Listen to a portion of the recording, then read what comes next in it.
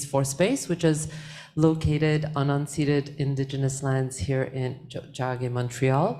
And we'd like to extend our gratitude to the Kanien'kehá:ka Nation, who are the caretakers for the lands and waters we are meeting on, for their teachings about the earth and our relations.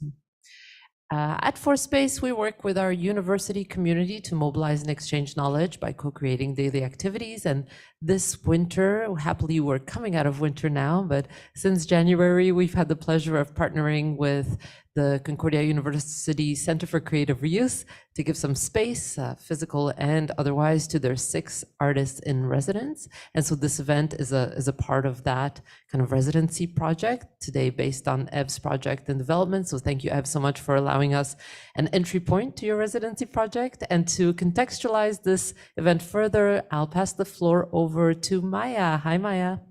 Hello. Thanks, folks, for being here, those online and in person.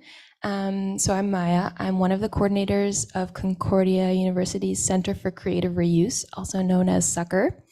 Just for a little bit more information for those who don't know about us, we divert waste from Concordia's waste stream, or materials from Concordia's waste stream, and we make them available at no charge to the public. So we have a material depot located in the Grey Nuns building, Concordia's Grey Nuns building, and anyone is welcome to come and take a look at materials and take whatever you need. And it's very exciting, all kinds of materials, everything from art supplies, office supplies, raw materials, including wood, styrofoam, for example. And then we're also lucky to do a lot of other programming in collaboration with all kinds of people, including artists. So this is technically the 5th year of our artist residency. The pandemic got in the way a little bit, but this year we're super excited to be doing it in collaboration with Fourth Space, and the artists have been in this space since January, experimenting with different materials. And the residency is really a way for artists to explore reuse in their practices and repurposing in their practices and really consider the full life cycle of the materials that they're working with. And this year we've been really lucky to have 6 amazing artists, and I'll pass it off to Ev to continue and talk about their work. Okay, this audio is okay? Okay, good, beautiful. So I'm just share my screen.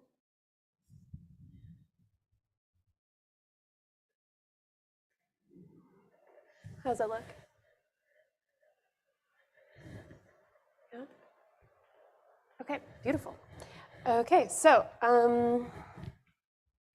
hi, thank you for coming. Does it work if I stand here? Is this, yeah, this is fine. Thank you for coming. I try and recycle the unrecyclable. I set off wanting to create a protocol to recycle styrofoam at home.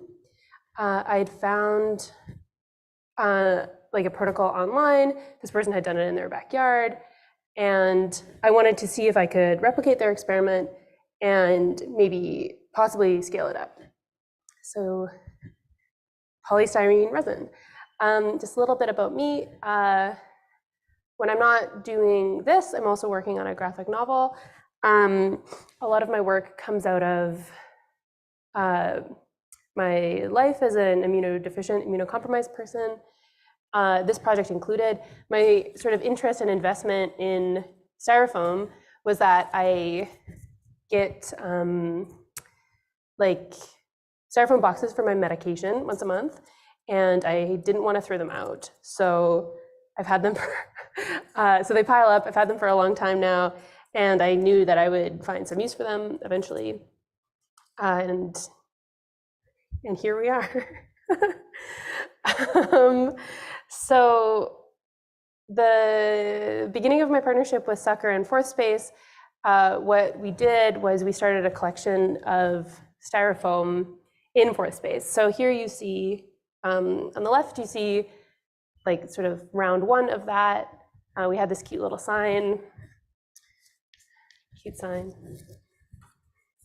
to solicit those donations. And we had like a big kind of like, I don't know how to describe it, a big bin, huge donation bin full of it. So here's the beginning, and this photo on the right is from last night. This is the resinified styrofoam getting ready to be put into a mold. So I guess, I can open this now.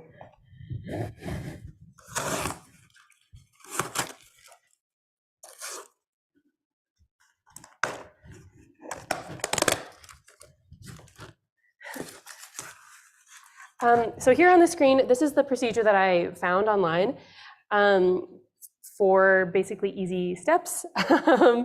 Finding the polystyrene, dissolving it in limonene, which is this chemical over here, let it dry outside and melt it down again at home. This person made it seem really easy. Also, they live in New Mexico, and I understand that they use it for special effects, making like disgusting looking food. They call it flart, which is flesh art, which was my sort of original interest in this process, is that it kind of creates like a weird fleshy texture, which you will soon see. So this is what their process looked like. You know, steps 1 through 4 laid out here. This is the final result down here in the bottom right.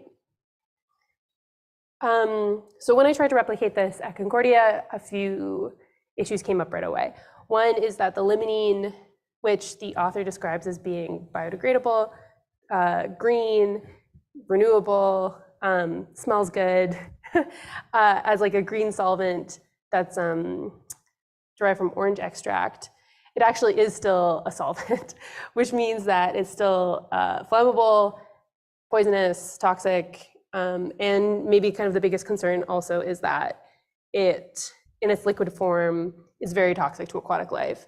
So if there was a spill and you needed to rinse it off, that would actually be a huge issue, especially if you're working at home and didn't have any kind of like waste procedures. Another issue is that expanded polystyrene, which is this stuff, the difference between this and something like this, like food packaging, is that they expand this using pentane gas, which is then released when you process it with the limonene, and that is a volatile organic compound, flammable, toxic, not good, not something you want in your house. Also, and I don't know how this person did this, but the goop that this creates is even more toxic than either of those things individually. Thank you. It's like really bad to get it on your skin. It's really poisonous. You can't inhale its gases. It's just not good, and it can cause damage to unborn children and can like cause long-term fertility problems for people. So kind of like long story short, in theory, you can do this whole thing at home, but only for projects under 100 grams of polystyrene, and only if you're only working with this food packaging type that isn't processed using volatile organic compounds. So, all that being said, I got set up in the biolab, the upstairs of the EV building, and the Speculative Life Biolab, where they let me use their fume hood. And these are the steps that I kind of like felt my way through over the course of the last 3 months. So from their 4-step process, this is where we ended up. One of the main struggles in this material process was that each step takes several weeks. Once you process the limonene into goop, it needs to dry for 2 to 3 weeks. And only then would you know if you can actually cure it and turn it into resin. So if you have any questions about this part, here it is. I've got some images coming up next. I will say also that because of this process took so long and there was so much research involved in the sort of safety considerations, I didn't know actually until last night. If I could get past step 7. And also like saying that only about half of or 2/3 of the limonene got processed last night. There's still quite a bit left upstairs. This is what they look like, breaking down my medication boxes manually into this. These images are, I'll clean that up. These images are what it looked like up at the biolab. This is what the setup was. Here I have 8 cups in the 2 sealable glass jars that I was using. I wanted to see them race. And then I had to wait for a really long time to see if anything would happen. And then finally, these pictures were taken last night. This is what, this is how it processed after 3 weeks. This is the stuff as it's been drying. This is about a month of drying. This is 2 weeks. And this is my backyard where I melted down the styrofoam resin into these. I don't know if you can see these. And down here to the bottom right, that was all the material that I scraped off of the tools that I was using. So the inside of the jars, the inside of the box that I was using, the spoon, it was just all the waste material that I found. And I melted it down into this little guy, this little cute little disc. Can you see this? Okay. So yeah, this is just the waste material. And yeah, you see it down here in its mold.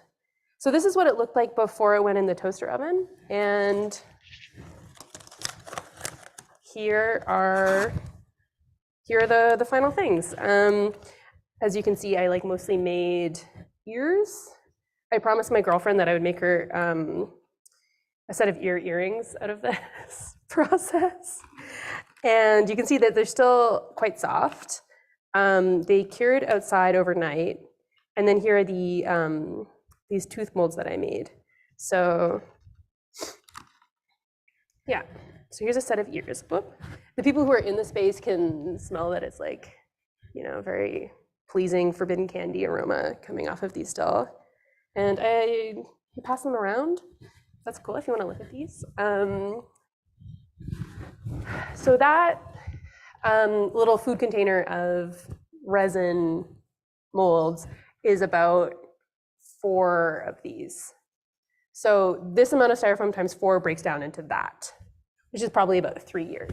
So I guess one of the benefits of this process, doing it in a lab, is that just the amount of the volume of styrofoam that you can break down means that much less of it ends up in a landfill. And also another benefit is now that people are passing it around and touching it, it is now safe to touch, which up until yesterday, it was not.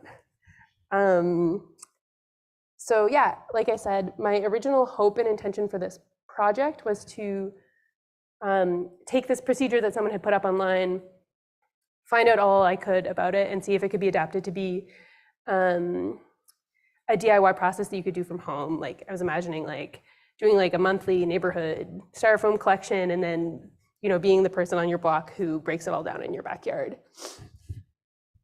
That probably is not a realizable thing, because if part of my reasoning for collecting the styrofoam in the first place is because Montreal doesn't recycle styrofoam, and if they do, it's because you take it to one of the 2 eco centers. If you do this from home, you will still have to go to an eco center to dispose of the hazardous waste in case of accidental spillage. Also, any of the tools that you use, the toaster oven can only then be used for experiments like this. You can't use it for food ever again, and you do have to throw them out. Once you're done the whole process, you would then have to add it to waste. So all that being said, I do think that this experiment was a success in the sense that I took an existing protocol online, added to it as a part of material exploration and research creation, and now this is something that people can build on in lab experiments in the future. So that's what I'm hoping to do. I still have quite a bit of styrofoam left over. And here are the ears that I made, the ear molds. And yeah, so that's my project. I did all of this work up at the Speculative Life Biolab up on the 10th floor of the EVIA building, and they were very nice to me up there. I don't think I would have been able to do this without their technician Alex problem solving with me like quite a bit. Like for example, they were like, told me that I could do this second half of the process at home last night, and they stayed really late with me a bunch of times. So that was very, very nice. And they also have a very cool space with a kombucha swimming pool in it. And also remiss without saying thank you to Sucker, because you all did a lot of work behind the scenes to make this possible, doing like all this like sort of back and forth with EHS. So thank you so much. And thank you for Space also for facilitating the donation and having me here in the space today. Thank you. These are very pretty, right? They got all smushy too, which is amazing. So yeah, that's basically, that's everything. You know, I don't know if this was evident too, but I really like speculative fiction and horror movies. So that's part of my investment in this, in that it like looks so much like a scene from The Evil Dead or something. It's just so beautiful. Are there any questions? I see that there's something in the chat, but I don't think I can check it with my screen sharing on. Ev, can you talk about your silicone molding process? Because you didn't really touch on that. Yes, I can. Yes, I can. So I'm very not skilled with mold making. This is my first time trying it. So this is a commercial mold making kit I got from a craft store.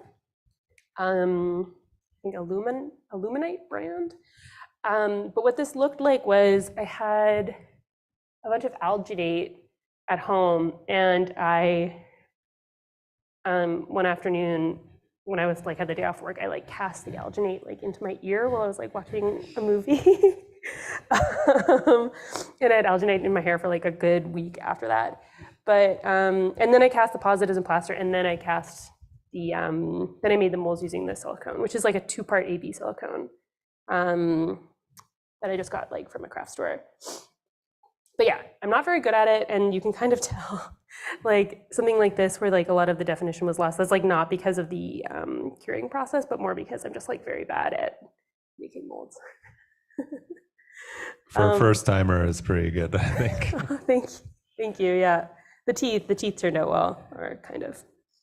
It's very gummy still. And yeah, I think that the final texture of these is really interesting. I guess over the next couple of months, it's supposed to transition into a hard glass state, but right now they're still very like, you know, yeah.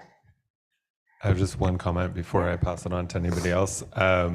I think we might end up seeing a big shift in styrofoam recycling in the coming years. I think particularly this year, as all of these single-use plastic bans come into effect. Actually, yesterday technically was the first day of the full effect of the ban here in Montreal for single-use plastics. And we do, it's not a streamlined process at Concordia yet, but we do collect styrofoam and send it to our recycler that recycles our masks for us.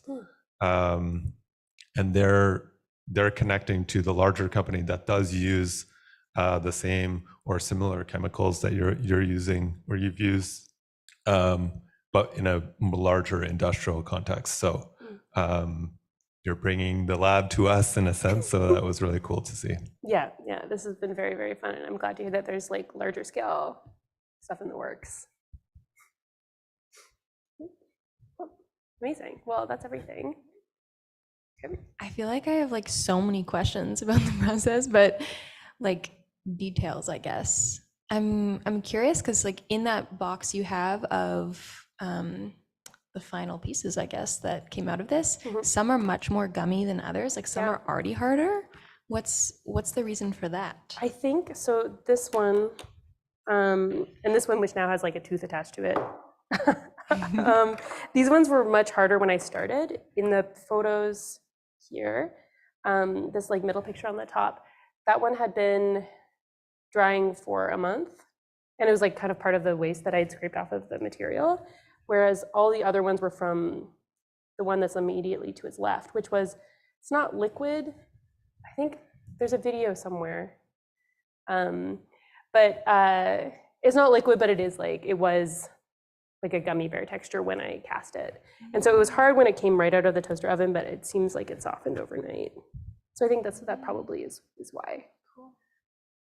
The benefit of the softer material is that it's much easier to cast. Like this would not have worked in a smaller, more defined mold like this one because it needs to drip down. Yeah. Yeah, I don't have anything else. It feels like much simpler to explain than it was to do, but but no, I had so much fun doing this, and this was like a very special experience for sure. Should I stop sharing screen? Is that be good?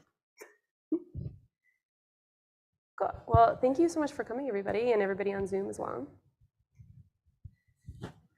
Thanks, Ev. Last call. We still have a few more minutes. Last call for anyone. Here, I'll add myself here so you see where this disembodied voice is coming from on Zoom. We have a few kind of folks joining us in the virtual space and some people in person here. If you have any final questions or comments, now's your opportunity.